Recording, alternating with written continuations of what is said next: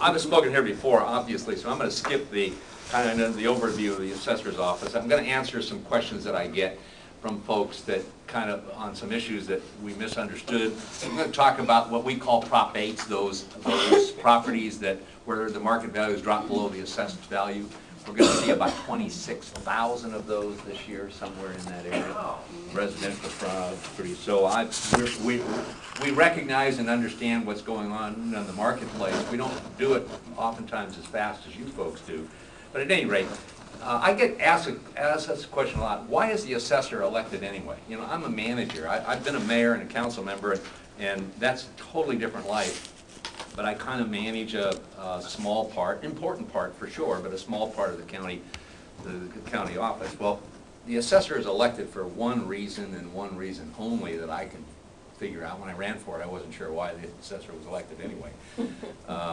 And that is to make sure that the assessor is independent of the people that spend the money.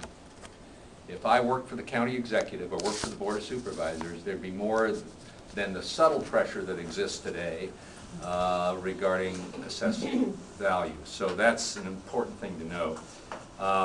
How do we know about what's going on is another question I get. I mean, how does the assessor know? Well, we really find out about things, transactions if you will, in two different ways. One is a deed, meaning there's some kind of change of ownership or something's going on with the title. About more than 50% of those deeds that we get are non-reassessable because they're people coming on title if they get married and so forth, moving from an individual to a trust, which is non-reassessable. But about 45% of those result in some kind of reassessability. The other is a building permit. We get building permits from the 15 cities in the county that tell us something's going on. Now, oftentimes, I'll get into this in a minute about what's reassessable in a remodel and those kind of things. New construction. If there's new construction and it adds to value, not maintenance, not the replacement of a roof or so forth, but it includes pools and decks and spas and sunrooms, those are all reassessable. Remodeling, generally non-reassessable. Generally non-reassessable. I'll give you my own personal example. About 6 or 7 years ago, I did a major remodel of my house in Sunnyvale.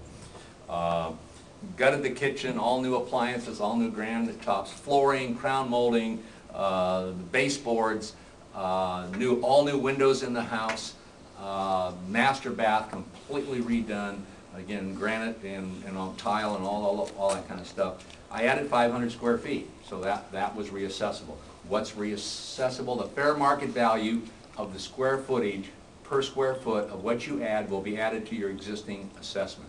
Okay, so the fair market value per square foot of a family room is less than the fair market value per square foot of a kitchen or a master bath. Add it to your existing assessment. The rest of it was non-reassessable. Okay, if we had to chase every remodel in the county, we wouldn't be putting John Sobrato's office buildings on the roll. But there's something in the law called substantially equivalent to new. It's not a precise term, but if you gut your house down to the stud walls, we will consider that a new house. And obviously the land wouldn't be reassessed, but the increase in value would be. Or if you take a home and do so much work with it that it creates a different circa, in other words, you have circa 1950s and all of a sudden the work is so extensive that it's circa 1980s, we'll look at that and you'll be reassessed even though you may not add any square footage. Again, not a precise term. We seem to be coming full circle here. Those of you who were in the business between 1990 and 1995 know what happened, and that was a monumental decline in property values. A lot because of the S&L debacle, which affected more, I think, more commercial and industrial properties than it did residential. And it's amazing how the subprime problem today is very similar on different types of property than we saw between 1990 and 1995. It was a sustained decline in property values at that time. So assessors all over the state, including my predecessor here, we're into what we call the Prop 8 market. Proposition 8 passed 6 months after Proposition 13, and it says basically, if the market value of a property drops below its assessed value, which generally is the purchase price factored or increased by no more than 2% a year, the assessor is obliged to bring the value down temporarily, underscore temporarily, to reflect the lower market value. And then the assessor is required to review that property every year. If the market rebounds, then we'll bring the assessed value back. Not limited to the 2% part of Proposition 13 until the value of the market value of the property gets back up to what we call the factored base year value, which is generally the purchase price increased by no more than 2%. Then all of the protections of Proposition 13 kick back in. Yes. So if the market rebounds at 10%, we'll bring it back at 10%. We saw between 1990 and 95 declines in value of 50 to 60% for commercial and industrial properties, 20 to 25% for residential, and it affected all types of properties. That was retail, office, R&D, condos, homes, everything. And of course, that's when the RTC began to take back a lot of commercial and industrial properties. At the bottom of that market, if you will, by 1995, just about the time I took office, we had 98,000 properties in a Prop 8 status. That was almost 1/4 of all properties in the county, and about 1/3 of all residential properties at that time were in a Prop 8 temporary decline status. So it was fairly significant. But like everything in Silicon Valley, I say it happens first, fastest, good, bad, up and down. We lead. I tell my colleague assessors all over the state, just watch what's going on here because it'll eventually get to you, whether there's good or bad or up or down.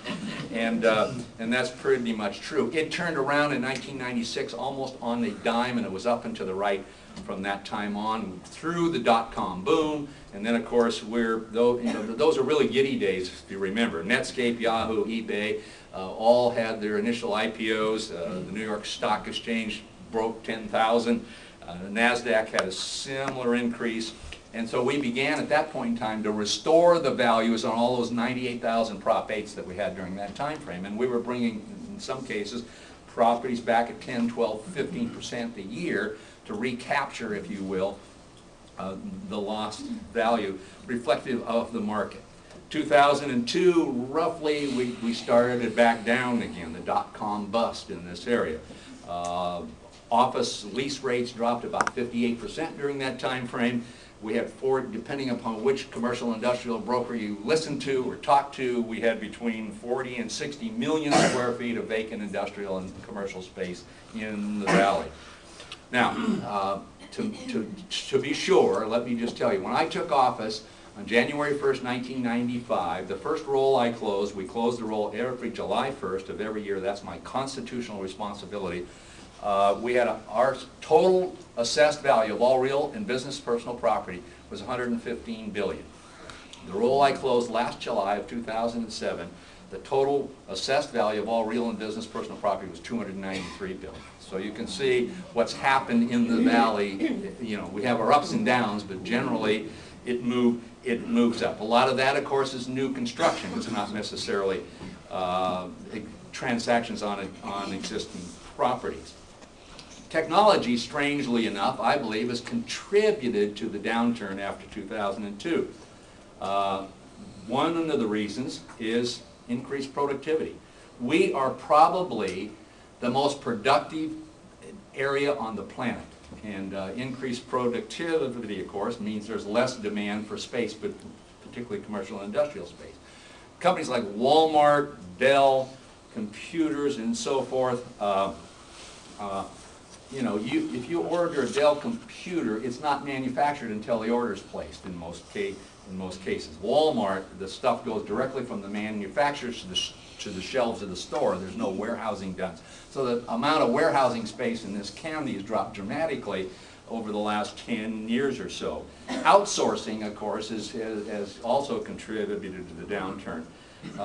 And the fact that we were saved, I think, economically by software during the late 1990s. Software engineers from Google, eBay require less space. They're in cubicles versus the manufacturing high-tech equipment which we had before. Silicon Valley still follows the boom and the bust of technology, and our challenge, I guess, is to find the next new thing, whether it's nanotechnology, biotechnology,